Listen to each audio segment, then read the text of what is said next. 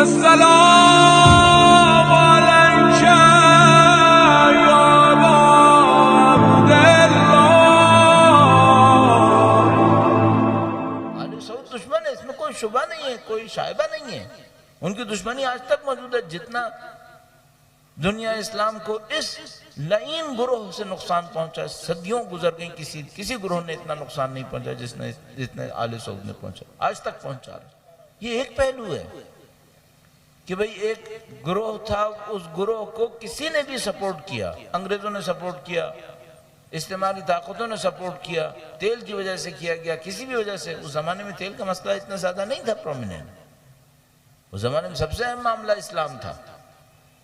اگر انگریزوں نے ان کو سپورٹ کیا اور اس میں ظاہر کوئی شائبہ نہیں ہے، یہ سب کچھ ڈاکومنٹڈ ہے کہ کس طریقے سے اس زمانے کی انگلستان کی وزارت خارجہ نے اور ان کی خفیہ اداروں نے کس طریقے سے اس گروہ کو سپورٹ کیا ہے، کون کون سے ان کے جاسوس تھے جو ان کے ساتھ کام کر رہے تھے، یہ سب ڈاکومنٹڈ ہے۔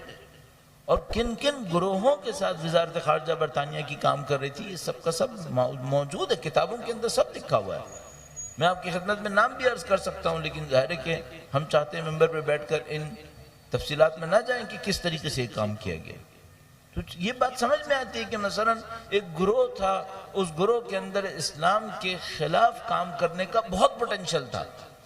اس پوٹینشل کو برطانیہ کی وزارت خارجہ نے جج کیا کہ ہاں بھئی یہ گروہ وہ گروہ ہے جس کو اگر ہم اسلام کے اندر داخل کر لیتے ہیں، اسلام کی 2 مقدس مقامات پہ حاکم بنا دیتے ہیں، تو یہ کتنا اسلام کو نقصان پہنچا سکتے ہیں۔ صحیح جج کیا تھا، شیطانی دماغ نے صحیح سکھایا تھا ان کو۔ اگر اس کے مقابلے میں کسی بھی اور چوائس کو لے کر آتے، مثلا شریف حسین کو لے کر آتے، یا مثلا سلطنت عثمانیہ کے کسی اور خاندان کو لے کر آتے، یا اس کے کسی ٹکڑے کو لے کر آتے، یہ معاملہ حل نہیں ہو سکتا تھا۔ جو نقصان اس آل سعود نے پہنچایا وہ شاید کوئی نہیں پہنچا سکتا تھا۔ خود کافر اگر آل سعود نہ ہوتے، خود کافر حکومت کرنے کی کوشش کرتے، اتنا نقصان نہیں پہنچا سکتے تھے۔ انہوں نے اسلام کے نام پہ اتنا زیادہ نقصان پہنچایا، آج تک پہنچا رہے ہیں۔ یہ جو میں اور آپ آخری 30-40 سال سے پاکستان کے اندر بدبختی کو مشاہدہ کر رہے ہیں، کبھی فرقہ واریت کی صورت میں، کبھی سول وار کی صورت میں، سول ڈس اوبیڈینس کی صورت میں، حتیٰ اس وقت جو بلوچستان اور مختلف علاقوں کے اندر کارروائیاں ہو رہی ہیں، یہ کون ہے ان کے پیچھے؟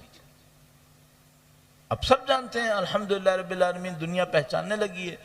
پہلے 30-40 سال پہلے وہ ہمارے سید مظلوم علامہ عارف حسین حسینی بیچارے دنیا بھر کو بتانے کی کوشش کرتے تھے کہ دیکھو یہ ظلم کیا ظلم ہو رہا ہے، کوئی اس وقت سمجھتا نہیں تھا۔ اس سید کا بیچارے کا مذاق بھی اڑاتے تھے، سارے کام کرتے تھے، اور وہ ہمیشہ کہتے تھے کہ دیکھو پاکستان جو کچھ کر رہا ہے، پاکستانی حکومت، یہ اپنے پاؤں پہ کلاڑی مار رہے ہیں۔ یہ صرف ہم نہیں ہیں جو پسیں گے، پورا پاکستان پسے گا اس کے اندر۔ اور بدقسمتی سے ان نااہلوں نے، فکر نہ رکھنے والوں نے سید کے ساتھ جو کچھ ظلم کیا وہ آپ کے سامنے ہے۔ شہادت انہوں نے فائز مقام حاصل کیا، لیکن جو کچھ معاشرے نے ظلم کیا ان کے ساتھ وہ ہمارے سامنے ہے۔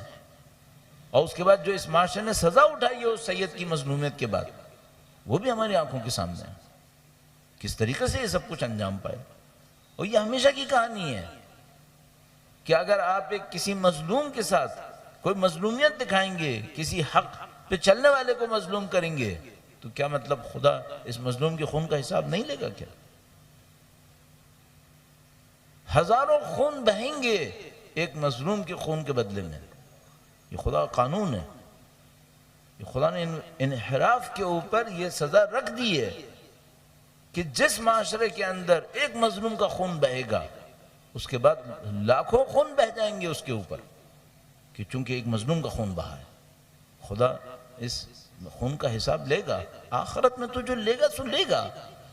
یہ دنیا بھی ایسا نہیں ہے کہ یہ دنیا نعوذ باللہ ظالموں کے لیے کھلی فیلڈ ہو گئی کہ جو کرنا چاہیں گے کریں گے، نہیں، یہاں پہ بھی حساب دینا پڑے گا۔ ہاں، جو یہاں پہ وہ حساب دیں گے وہ تو کچھ بھی نہیں ہے اس کے مقابلے میں جو آخرت میں حساب دیں گے، تو کچھ بھی نہیں ہے۔ لیکن یہاں پر بھی حساب دینا پڑتا ہے۔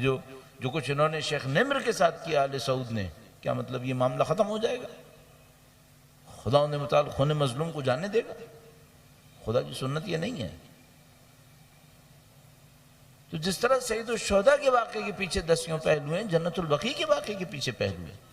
ایک آل سعود تھی، اس کو برطانیہ کی وزارت خارجہ نے انتخاب کیا اسلام سے لڑنے کے لیے۔ اس زمانے میں تیل کا معاملہ نہیں تھا، تیل کا معاملہ بعد میں آیا ہے، تیل کا اصلی معاملہ دوسری جنگ عظیم کے بعد شروع ہوا ہے۔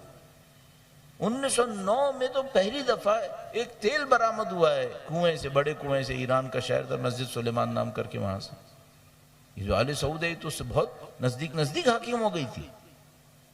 تو کیوں حاکم ہوئی تھی؟ اس وقت تو تیل کا معاملہ اتنا اہم نہیں ہوا تھا، دنیا اسلام کا معاملہ تھا۔ یہ برطانوی نظام جو آج انسانی حقوق کے چیمپئن بنے ہوئے، انہوں نے ان کو نافذ کیا، حاکم کیا۔ اور کتنی منافقت ہے! وہ شخص جس نے اس کراچی کے اندر 10,000 لوگوں کے خون کا بہایا ہے، اب پکڑے میں آیا ہے۔ اس وقت کیا تھا جب یہاں پہ بچے کٹ رہے تھے؟ اس وقت کیا تھا جب یہاں پہ ایک انسان کی زندگی خطرے میں پڑی ہوئی تھی؟ اب ہاتھ ڈالا ہے۔ یہ لوگ خود ظلم و بربریت کے اندر گردن تک ملوث ہوئے ہیں اور نعرے لگاتے ہیں انسانی حقوق کے اور اسلامی بات۔ یہ آل سعود جس کا انتخاب کیا انہوں نے اسلام سے لڑنے کے لیے، ان کو حاکم قرار دیا، انہوں نے اپنے اس منحوس عمل کو انجام دیا، یہ ایک پہلو ہے، بہت بڑا ایک پہلو ہے۔